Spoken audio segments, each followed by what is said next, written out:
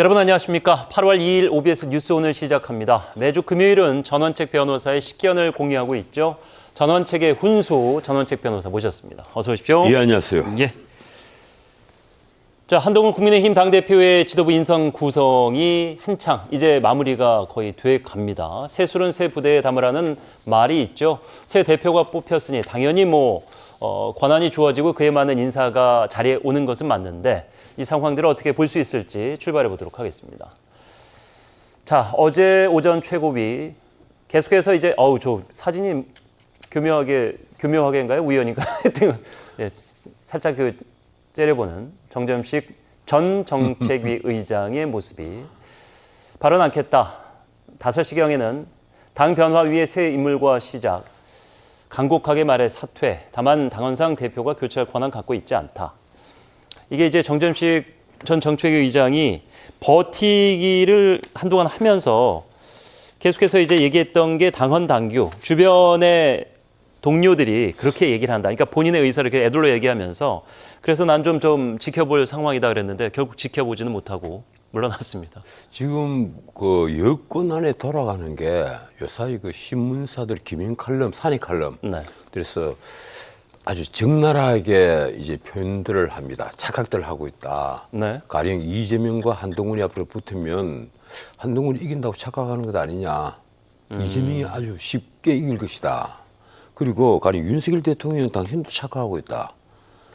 당신은 지금 적당히 해석하면 나중에 이게 참 잘한 대통령, 경제를 살린 대통령 뭐 이런 것으로 평가받을 줄 아는데 천만의 말씀이다. 그거 아니다. 당신은 무능한 대통령이다.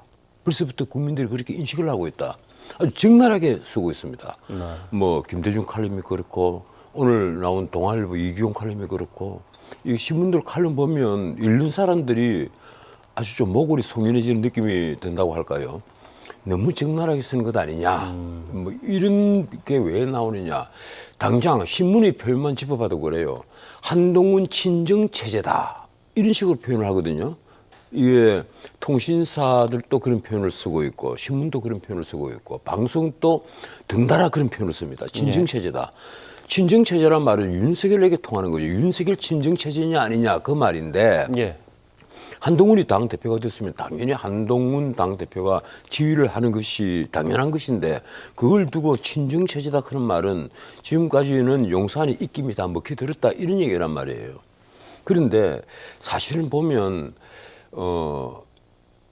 당 지도부의 가령 정점식 이번에 물러난 분만 해도 과연 이분이 그렇게 친윤으로서 맹렬하게 활동을 한 분인가. 네. 사실 지금 국민의힘에 없는 부분이 하나 있어요. 텅 비가 있는 부분이 바로 그게 정책통입니다. 국민의힘이 이념에 근거를 한 같은 이념과 같은 정책으로 뭉쳐서 정권을 획득하기 위한 어떤 동질성의 집단이 아니기 때문에 네. 그런 결사체가 아니기 때문에 국민의힘 안에는 묘하게 정책통이 없어요. 예. 출발은 외부에서 했던 오히려 조정훈 의원 같은 사람이 이상하게 정책에 있어서 공부를 많이 한 의원으로 비칠 정도란 말이에요. 그러니까 가령 정점식 의원을 두고도 정책의 의장을 지냈지만 과연 저분이 정책통이냐. 만약 정책통으로 인식이 됐으면 이번에 반발이 심했겠죠.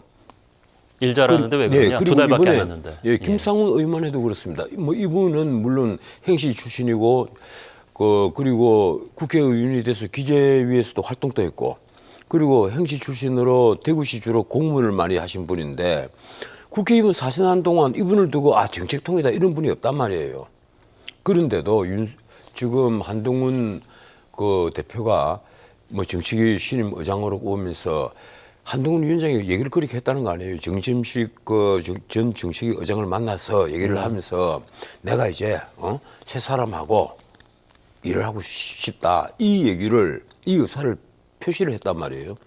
그래서 사실은 정점식 의원은 이제 화가 났죠. 이러니까 정치계 의장은 당대표가 인민권을 가지는 자리가 아니다. 이 얘기를 한 겁니다. 의원총회에서 추인을 받아야 된다. 이 얘기란 말이에요. 그런데 어떻든 제가 보기로는 한동훈 그 위원장도 글쎄요, 지금 당에 있어서 뭘 바꾸느냐 하는 그 문제를 따지기 전에 우리가 늘 하는 얘기가 있습니다. 이건 제 얘기만 아니에요. 신문에 심지어 의견 광고로도 나옵니다, 밑에. 오피니언란 밑에 광고로 네. 자기 돈 들여서 의견을 쓰는 광고를 안에 뭐라고 쓰는가 하면 제발 당의 정체성을 찾아달라 이 얘기를 한단 말이에요. 지금 당의 정체성을 찾고 전 정권 적폐청산부터 적폐청산을 하는 것이 얼마나 시급한가를 지금 정권은 모르고 있는 거예요. 그걸 전혀 몰라요. 문제는 이게 전 정권 적폐청산 뭐 말은 이렇게 합니다마는 이런 것이 무능한 것으로 비치는 겁니다. 가령 문재인 정권에 있어서 우리가 지금 여러 가지 문제, 예컨대 탈북민 강제 북송 사건이라든가 네. 우리 해수부 공무원 수해 피살 사건이라든가 통계를 조작한 사건이라든가 탈원제를 하면서 김일성 평가를 조작했다는 거라든가 아니면 말로 도바다리 위해서 적장인 김정은에게 준 USB에 뭐가 들었는지도 아직까지도 밝히지 못하고 있습니다. 그리고 김정숙 여사가 타지말에 대통령 전용기를 타고 간 것도 못 밝히면서 그러면서 지금 가령 김건희 여사를 검찰에 불러서 듀얼백 당신 300만 원짜리 받았지 않느냐 이런 걸 조사를 했단 말이에요. 검찰에 부르지는 못하고 이제 검찰이 가서 예. 물어봤죠. 예. 검찰이 제3의 장소에서 조사를 한 건데 예, 예. 이러니까 우리 국민들은 편이 쫙 나눠지가 있는 겁니다. 전 정권 쪽에 쓴 사람들 그리고 전 정권 쪽에 쓴 사람들은 당연히 이재명 대표 쪽에 서 있는 사람들이에요.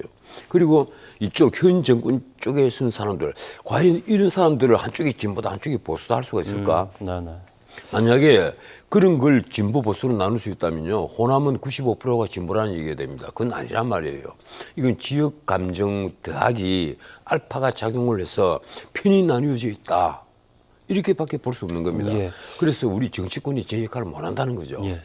한동훈 대표 얘기가 나오면 어쩔 수 없이 이제 윤석열 대통령과의 연결고리 얘기가 되고 그렇다 보면 이제 정책으로 확산이 되는데 여하튼 이제 당 분위기만 다시 살펴보면은 말씀하신 대로 이제 정점식 전 정책위 의장이 정책통으로서 그렇게 뭔가를 기대할 만한 인물은 아니었다라는 평가를 하시면서도 친윤계에서는 계속해서 어떻게든 붙잡고 정책위장을 10개월 더 하기를 바랬던 모습인데 여하튼 낙마를 시키는 모양새가 됐어요. 그렇다면은 친윤계는 지금 불만이 조금 가득 차 있다 이렇게 볼 수 있습니다. 이 친윤계의 불만은 그겁니다. 한동훈 대표가 통합을 얘기를 했는데 예. 지금 당장 당 지도부가 9명이잖아요. 그 중에 자기 편은 가령 이른바 런닝메이트라고 하면서 네 명이라고 최고위원 보여줬어요. 진정호 예. 그리고 그 앞에 그 누굽니까? 그 앞에 사무총장을 지냈던 분을 누구죠? 그분도 최고위원 됐죠. 장동혁. 예, 장동혁 예. 의원. 그럼 1.5선이라고 그러더군요. 네. 보궐선거로 들어와서 이번에 재선이 되신 분인데 예. 그러니까 사실은 최고위에 든 사람들 중에 중진들이 거의 없어요. 그리고 이쪽 친윤 쪽으로는 다 또 비례대표 초선들이란 말이에요. 그렇죠. 그래서 한동훈 위원장으로서는 남은 지금 지명직 최고위원하고 또 그리고 이 당의 정식위 의장 이 둘을 가져야만 총에 5명이 됩니다. 9명 중에 5명이 돼서 역전시킬 수 있는 자리가 경제롭게 그래서 높아져요. 당을 장악하겠다. 근데 이걸 내놓고 해버리니까 네. 이게 문제가 되는 거예요. 예컨대 정점식 의원 같으면 그렇게 친윤 색깔이 높지도 않았는데 그걸 좀 품에 안고 가면서 자연스럽게 그리고 자기 임기 중에 어차피 물러날 사람이에요. 그 자연스럽게 갔으면 좀 외부에서 보기에도 한동훈 위원장의 그릇을 좀 크게 보지 않았을까. 본인은 지금 당의 지도부 최고위원회 9석 중에 5석을 장악하겠다. 그럼 장악을 해서 뭘 하려 한다고 봅니까? 사람들은 지금까지요. 한동훈 위원장에 대해서 아주 제대로 용인수를 잘 쓰고 있다. 아니면 새로운 정책, 아주 감각적인 정책을 내놓고 있다. 이걸 전혀 보지를 못했습니다. 이제 뭐 봐야 되는 거죠. 예, 지난 총선 기간 안에 제대로 된 어떤 정책을 제시를 하지도 못했단 말이에요. 그리고 인물만 하더라도 가령 김예지 의원 같으면 비례대표를 하면 한 분을 또다시 비례대표로 할 정도로 네. 용인술에 있어서 공천이 아니고 사치를 했다. 네. 이런 비아냥까지 받고 있거든요. 그래서 이 한동훈 위원장이 앞길이 그렇게 밟지를 못한데 본인이 나는 좀 이럴 때 주변에 귀를 활짝 열어가지고 예. 지금 그러고 산에 가는데 그런 갈림이 나옵니다. 윤석열 대통령이든 한동훈 위원장이든 뭐 한동훈 이제 대표든 귀를 좀 활짝 열어서 남의 얘기를 좀 들어라. 두 분 다 이렇게 구름에 떠 있는 거 아닐까요? 한 분 이제 대통령이 글쎄 돼 말이에요. 있으니까 예. 그렇고 한 분 이제 대통령이 될 거라는 나와 기대가 얘기를 있습니다. 다 듣고 그것도 당신들을 비판하는 말들을 많이 듣고 거기에 대해서 얘기를 하면 예. 당신들은 지금 또 성공한 대통령이 될 수 있고 그리고 미래의 지도자로 부각이 될 수가 있다. 시간은 있으니까. 아직. 예, 시간이 충분하다. 근데 뭐가 조급해서 귀를 다 닫고 아주 가까운 주변에 있는 쉽게 말하면 아첨을 하는 사람들 얘기만 듣고 있느냐. 예. 아첨을 받으면서 그걸로서 권력을 확인하는 사람들은요 반드시 실패합니다. 그래서 그런 권력을 절대 권력이라 그러잖아요. 절대 권력은 절대 부패한다. 이게 미하일 바쿠닌이 하는 얘기예요. 절대 권력을 가지고 있으면 아첨을 좋아하는 사람들은 그런 스트롱맨들은 반드시 실패한다. 그 얘기입니다. 조선시대 이제 그런 분들을 간신이라고 얘기했었는데 그럼 지금 글쎄요. 간신들이 지금 있다고 보시는 거죠? 제가 보기에는요 굳이 간신이라는 표현은 쓰지 않겠습니다만 참 어떻게 이렇게 무능한 사람들만 주변에 놔두느냐. 아마 오늘 이 방송을 보는 분들 중에 우리나라 정시에 조금이라도 관여하는 분들 뭐 우리나라에는 1,400만 명이나 지금 정권 계좌가 있지 않습니까? 예. 이분들이 아마 지금쯤 화를 엄청 내고 있을 거예요. 오늘 검은 금요일 대폭락을 하고 있단 말이에요. 3%가 3.6% 가까이 들어오기 전에 조금 뉴스를 봤는데 쉽게 말하면 중산층이 지금 무너지고 있는 거예요. 네. 그런 판에 지금 과연 정부에서 오늘까지 한국이 이렇게 저평가를 받고 있다. 전 세계 정치는 다 올라가고 있었는데 한국은 저평가 받고 있다. 어떤 대책을 내놓았습니까? 기재부 장관이나 가리 금융위원장 혹은 건강위원장들이 뭐 새로운 정책 하나 내놓은 게 없어요. 국민들 귀에 속속 들어오는 정책 하나 내놓지 못했단 말이에요. 예. 그리고 무엇보다도 이 1분위가 이제 하위 20%인데 이 1분위 하위 20% 국가가 보살펴야 되는 이 사람들부터 지금 적자 살림입니다. 10가구 중 내가 지난번에도 한번 이 방송에서 얘기를 했는데 10가구 중에서 6가구가 적자 살림이란 말이에요. 그 적자 살림이란 말은 저소득층, 빈곤층의 적자 살림이란 말은 뭘 의미합니까? 사채 시장에 간다는 얘기예요. 사채 시장이 유일한 탈출구다. 그래서 이거 굉장히 심각한 문제입니다. 예. 굉장히 심각한 문제예요. 그리고 중산층이 붕괴가 되고 있거든요. 이러니까 가계부채가 조금 줄고 있다가 가계부채가 지금 다시 늘고 있어요. 3, 4분위도 5가구 중에 한 가구가 지금 적자 살립니다. 예. 버는 돈보다 써야 될 돈이 더 많다는 겁니다. 예. 우리나라 중산층에 멀쩡한 직업을 가진 사람이 밤에 다시 다른 직업을 가진다. 대리운전으로. 편의점이나 예. 대리운전이나 이런 것. 왜 그걸 하느냐 물어보니까 아이들 과외 수업비가 필요하다. 쉽게 말하면 사교육비가 지금 주거비, 의료비, 그리고 통신비 이런 비용과 맞물려서 사교육비가 주요 비용 4대, 5대 비용 중에 하나로 들어가는 겁니다. 이 엄청난 거예요. 그런데 이런 문제에 대해서 윤 대통령도 한동훈 위원장도 아직까지 제대로 대책을 내놓지 못하고 교육부 장관은 입을 꽉 다물고 있습니다. 예. 지금 교육을 하겠다 말만 하지 교육을 하려면 어떻게 해야 된다. 주변에 얘기를 듣지를 않아요. 내가 자주 그런 얘기를 합니다. 교육을 하겠다는 사람들이 커리큘럼을 어떻게 바꿔야 된다. 이 얘기부터 해야 되는데 예. 거기에 대한 논의는 지금 정권이 출범한 지 만 2년이 지났는데도 단 한마디도 나온 적이 없어요. 그래서 나는 윤 대통령이든 한동훈 위원장이든 지금이라도 지금 산의 칼럼도 그런 칼럼이 나온단 말이에요. 네. 지금이라도 귀를 활짝 좀 열어라. 예.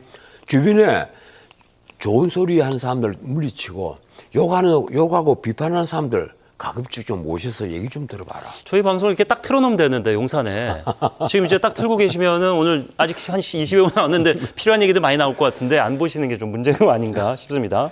자, 여하튼 새 인선이 됐습니다. 김상훈 의원이 됐는데 4선이고 근데 들여다봤더니 이제 TK 지역 개파색이 였다고는 하고 한동훈 대표가 임명을 했기 때문에 한동훈계로 해석은 일단 현재는 됩니다만 묘하게도 그 TK 지역 인사들이 최근 들어 여기저기서 좀 많이 어쩔 수 없는 건가요? 어떻게 생각하세요? TK의 4선 그리고 지난 공천에서도 뭐 별다른 잡음 없이 예. 많이 다시 공천을 받았거든요.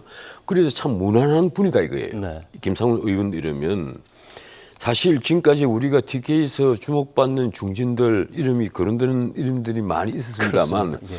김상훈이라는 이름은 속 빠져 있었단 말이에요. 갑자기 수명이 네. 그래서 사실 정책통도 아니고 그동안에 이제 주의 깊게 이분을 지켜본 시선도 없어요. 정책위에서 부의장은 한번 하신 적이 예, 있으시죠? 이분이 이제 행시 출신이고 그리고 물론 정책에 있기도 했고 예. 그리고 기재부의 그 이제 위원으로 활동도 그렇죠. 했고 합니다만 이분을 두고 그렇게 어떤 내놓은 정책이 있다 아니면 어떤 방향을 제시한 게 역시나, 있다 뭐 이게 네. 전혀 없단 말이에요. 그럼 전임자와 크게 뭐 색깔이 달라진 이 건 솔직히 없다고 말해서 행시 출신으로 네. 너무 대구란 지역에 예, 너무 집착을 한 게 아니냐. 보통 행시를 하면 중앙 부처, 예, 중앙 이제 기재부가 직접 그 이제 연관이 되는 뭐 재정 쪽에 네. 일을 다들 맡고 싶어 하는데 이분은 대구시에서만 줄창 근무를 했어요. 줄창 근무를 했는데 어떻든 뭐 이분은 지금까지 어떤 정치적 색깔이 잘 드러나 있지 않은 사람. 네. 그래서 이분은 아마 한동훈 위원장이 예. 그 친윤 색깔도 없고 친한 색깔도 없지만은 이 김상훈과 같이 일을 하고 싶다 이렇게 판단을 했던 것 같아요. 앞으로 좀 지켜볼 일입니다. 지금까지 참 점잖게 있었지만 이 사람은 이제 뭐 혹시 모르죠. 그렇죠. 색깔을 이제 드러낼 수 있으니까. 강가에 낚싯대 들이우고 세월이 흘러가서 자기 시대가 오기를 기다린 분인지도 모르죠. 예. 그럼 뭐 그건 앞으로 지켜봐야 되겠습니다만 과연 그 정부 여당, 집권 여당의 그 정책통이, 정책위 의장이 네. 어떤 정책을 정리를 해서 승부수를 띄울 것인가. 예. 나는 이걸 참 기대는 큽니다. 왜 그런가 하면요. 지금 윤석열 대통령이 야당과 그 앞으로 큰 전쟁을 벌여야 되는데 예. 바로 싸워야 될 무기가 바로 정책이란 겁니다. 그런데 지금까지 뚜렷한 어떤 정책이 없었는데 네. 그 요번에 이재명 조국이 번개 모임을 하면서 한 말 있잖아요. 하는 게 없이 우리가 하는 걸 회방만 오는다 이 비싼 얘기를 한단 말이에요. 잠시 후에 뭐 자세히 예, 예. 들어보죠. 뭐 자기들 한 얘기는 탄핵이다 특검이다 밖에 없는데 그걸 회방만 놓는다 아마 이런 예. 얘기일 거예요. 근데 어떻든 앞으로 그런 이제 야당의 이 방향과 이쪽 방향이 완전히 다르니까 예. 어떻게 방향 설정을 제대로 딱 한 걸 국민들에게 보여주느냐. 네. 주요 정책을 아마 10개 정도를 내놓는다면 그걸 어떻게 프로그래밍을 할 것이냐. 예. 저도 기대가 큽니다. 큰데 원래 기대가 너무 크면 실망도 크기 때문에 네. 조금만 기대를 하려고 애를 쓰고 있습니다. 알겠습니다. 여하튼 이제 한동훈 대표가 이제 주변에 일을 할 수 있는 손발들을 이제 채워 넣었습니다. 그리고 4선 이상 여당 중진 의원들과 다음 주에 점심을 먹을 것으로 보이는데 조경태, 권성동 의원이 아마 1순위가 되지 않을까. 공교롭게도 이 시점에 조경태 의원이 최근 들어서 이제 발언을 많이 내놓고 있는데 이전에 얘기했던 이제 한동훈 대표가 이전에 대표가 되기 전에 제3자 특검법, 최상병이나 뭐 이런 그 특검에 대해서 야당이 주장하는 우리도 이걸 주도적으로 받아서 끌고 나가야 되는 거 아니냐라는 취지, 한동훈 대표를 지지하는 듯한 발언을 이제 하고 있단 말이죠, 최근에. 예. 그런데 참 한동훈 체제에서요, 이게 최상병 특검을 어떻게 받느냐 하는 문제. 예, 가장 이제 쟁점은 특검을 그 제3자 공정한 쪽에서 임명을 할 수 있도록 네. 그것만 하면 되지 않겠느냐. 이게 이제 한동훈 대표의 생각인 것 같습니다. 그런데 문제의 시발점은 그거예요.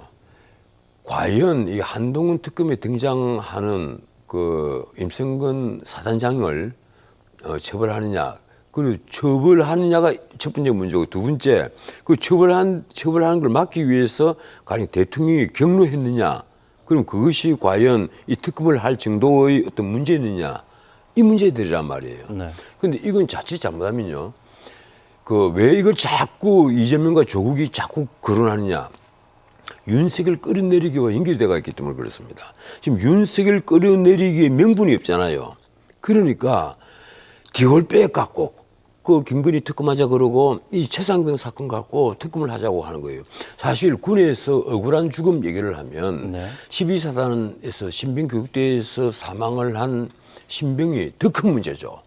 그 완전군장을 꾸려서 뭐 선착순을 했는지 아닌지 모르겠습니다만 완전군장을 꾸려서 연명장을 돌게 했단 말이에요. 그 신병 체력도 전혀 알지도 못하는 상태에서 그래서 사망을 한 사건이에요. 이런 사건이야말로 나는 왜 아직도 이 신병교육대에서 이런 매뉴얼이 그대로 있느냐.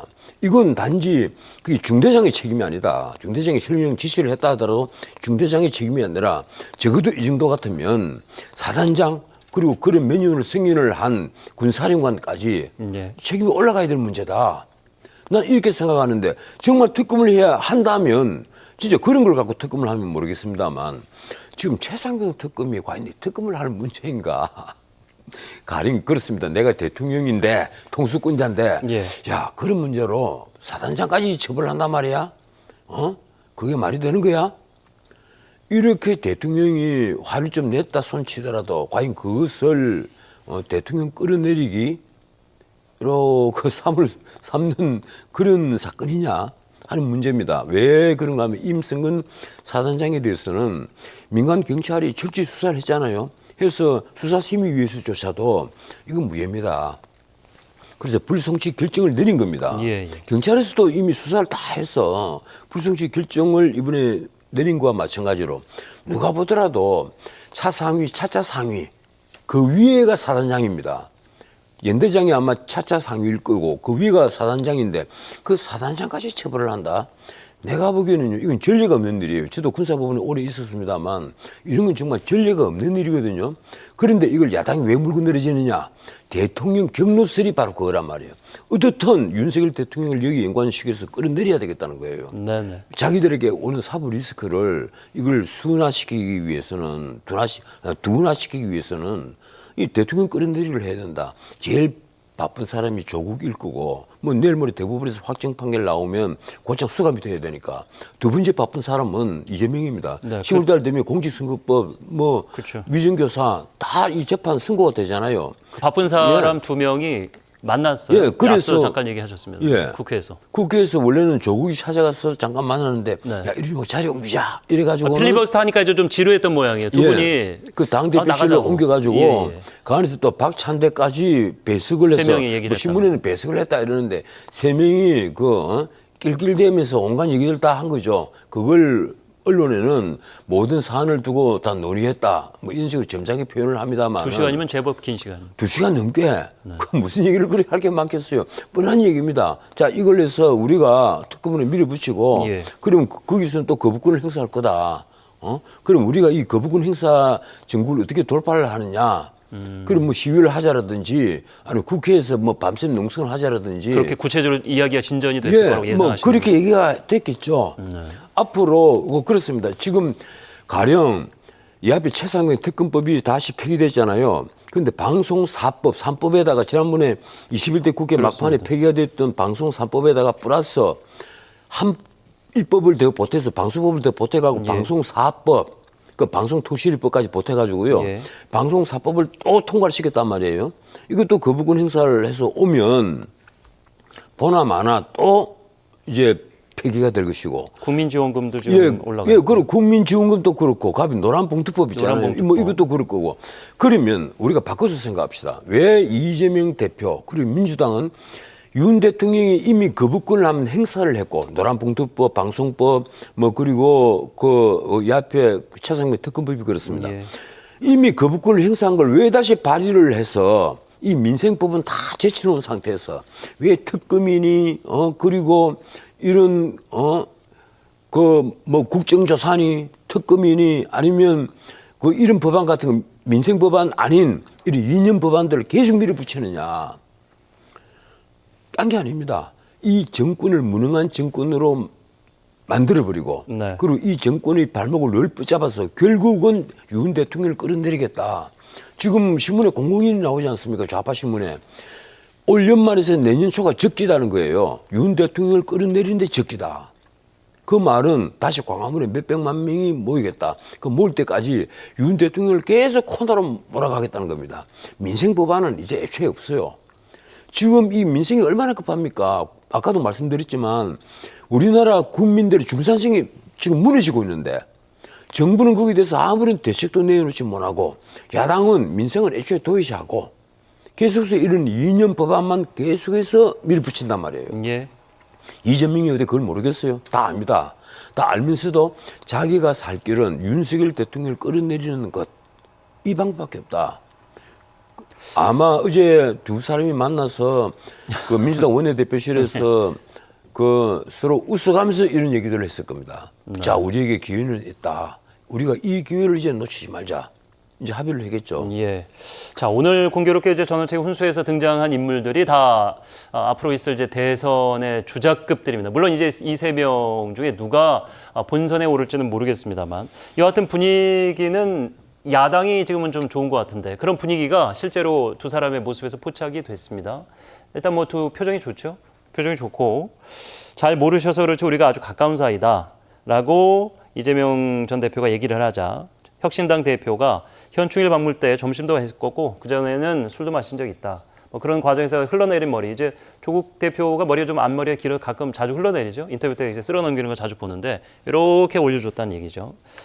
자, 이게 어쨌든 보여주는 방식이든 실제로 친하든 보통 우리가 이제 정서적으로 또 친분으로서 이제 스킨십이 강화된 두 남성을 일컬어서 연예계에서 많이 쓰는데 이제 브로맨스 뭐 이렇게 많이 씁니다.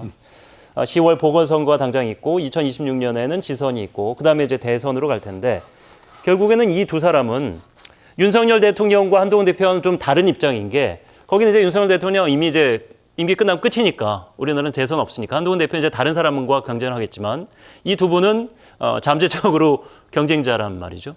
예. 참 재밌는 게요. 당장 지금 상태를 표현하는 것도 두 사람이 조금 표현이 다릅니다. 이제 기자들이 묻잖아요. 예. 이 국정농단 문제냐 이러니까 이재명 대표가 그 국정농단까지는 아니고 이렇게 표현을 해요. 그런데 다중위기 상황이다 이렇게 얘기를 한단 말이에요. 네.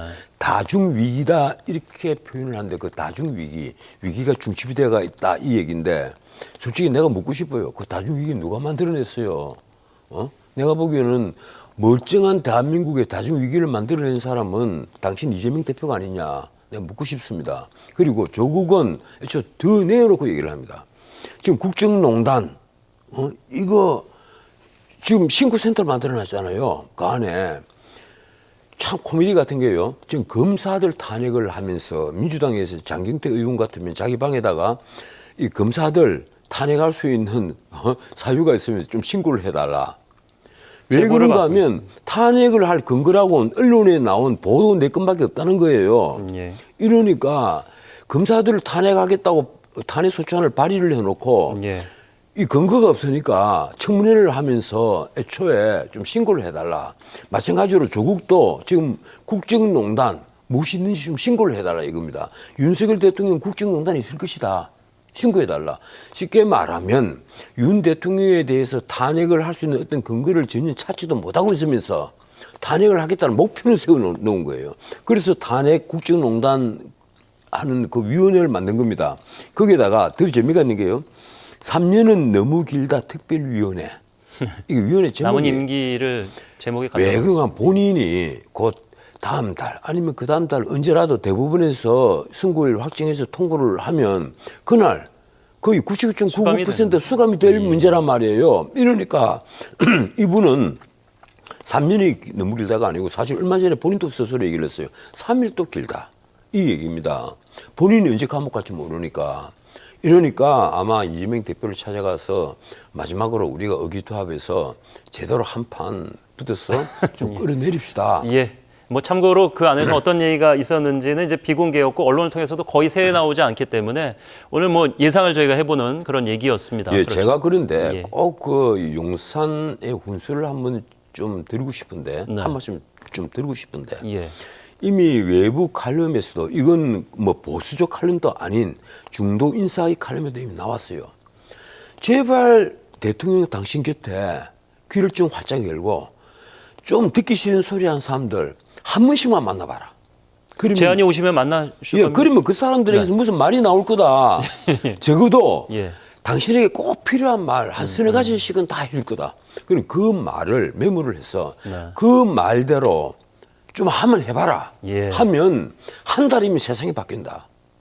한 달이면. 그러면 이 사안도 아마 대통령이 좀 들어야 되지 않을까. 여당에서는 좀 불불 끓고 있는 게 대통령은 계속해서 이제 본인 입맛대로 인사들을 앉히고 있는데 이 인사들이 여당이 보기에도 좀 부담스럽단 말이죠. 이진숙 방통위원장, 이제 뭐 바로 직무정지가 될 것으로 보이고 김문수 노동부 장관 이제 청문회를 해야 되고 근데 여당에서 보기에도 이 두 인사는 좀 문제가 있어 보이고 왜 자꾸 이런 인사들을 하느냐. 지금 여당에서 저 이진숙, 김문수 두 분의 인사를 걸고 시비를 거는 사람들은 사실은 정체성과는 거리가 좀 먼 사람들입니다. 네.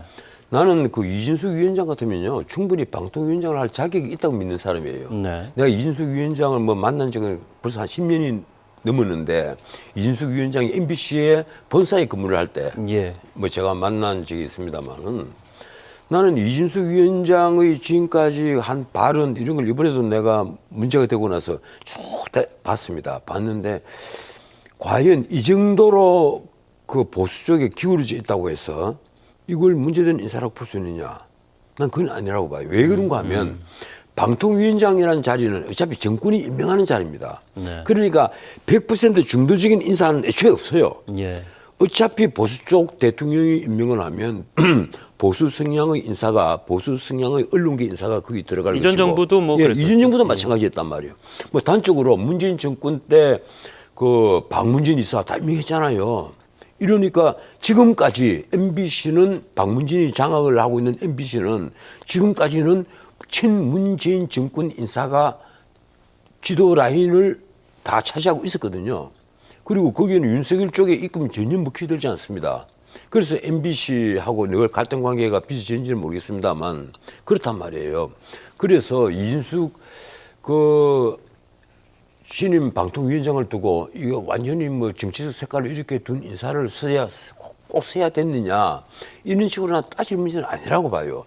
그 정도의 그 인사를 못한다면 말해 대통령을 하겠습니까? 근데 이제 그런데 민주당에서 탄핵을 할 수 있는 의석수를 그런데 갖고 있기 때문에 그래서 이제 문제가 되는 거죠. 아니, 현 시점에서. 누가 들더라도 네. 누가 들더라도 탄핵을 합니다. 왜 그런가 하면요. 민주당이 탄핵을 하는 것은 특별한 탄핵 사유가 있기 때문이 아니에요. 역시 습관적이라고 예. 보시는 거죠. 아니 처음부터 MBC 사수의 목적이었단 말이에요. 예.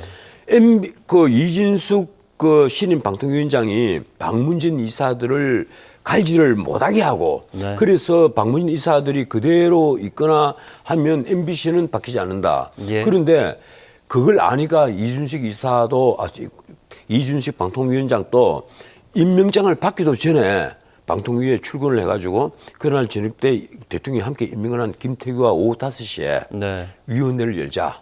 그리고 위원회에서 곧장 다 결정을 해버린 겁니다. KBS 이사 추천권 행사를 했고 그리고 박문진 이사 임명을 다 했단 말이에요. 예. 예, 이러니까 그 뒤늦게 이제 뒷북을 그 민주당이 탄핵을 한다는 뒷북을 치는 건데 그래 이준석 그 위원장 그런 얘기를 해요.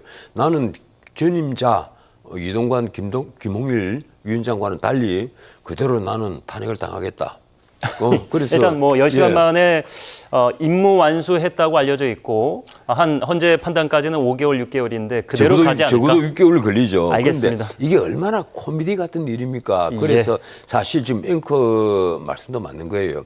윤 대통령이 좀 이런 논란을 없애려면 좀 무난한 중도적인 인물을 앉혔으면 좀 보기가 좋았지 않겠느냐. 알겠습니다. 그런데 그래도 민주당은 탄핵을 했을 겁니다. 알겠습니다. 뭐 방법이 없으니까. 예. 오늘 뭐 제대로 훈수가 갔기 때문에 이게 유튜브에 이제 다시 보기가 올라갑니다. 용산에서 좀 보시기를 기대하면서 저도 이 훈수 팬인데 이번 주 함께해서 즐거웠고요. 다음 주엔 또 이제 지난번에 용산에서 보고 모 비서관한테 전화를 연락 했더라고요. 왔습니까? 또 올지도 모르겠습니다. 예. 다음 주에 전해 주십시오. 고맙습니다. 예, 고맙습니다.